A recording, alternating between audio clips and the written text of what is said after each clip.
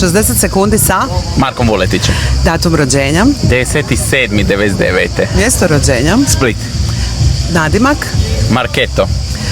hobi, neki mora Vožnja postati. automobila kad je prazan grad. To je isto dobar hobi. Eto. Ljeto ili zima, Zima. tetovaže na ženi, muškarcu, da ili ne?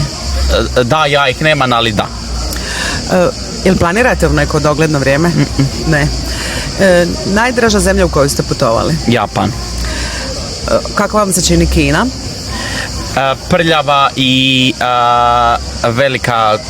velika razlika u kulturi. Gdje biste još voljeli putovati? Južna Amerika.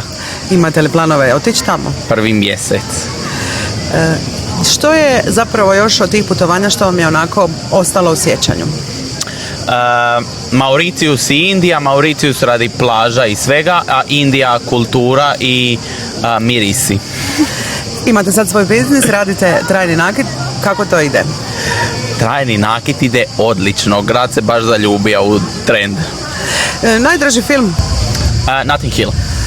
Najdraža pjesma koju možete slušati na repeat? Die with a Smile od Bruna Marsa i Lady Gaga. Najdraži koncert na kojem ste bili? Lady Gaga u Parizu. Na koji biste voljeli otići? Lady Gaga u Milanu. Ima li neka zemlja osim Hrvatske gdje biste voljeli živjeti? Za sad ne. Lijepo mi je ovdje. Život u Zagrebu? Jako užurban, ali ima svašta pa je meni zanimljiv. Kako najviše volite kupovati odjeću, preko interneta ili u dućanu? Internet. Uvijek. Uopće ne razmišljam o veličini, samo uzmem pa ako valja, ako ne. Cipele, postole isto? Isto. Sve. Sve na internetu. Nikad ne idem baš u dućan, zato što nema modela kojeg ja želim u dućanu. Jel imate još neku neostvarenu želju u poslovnom smislu? Otvoriti još jedan Eterno.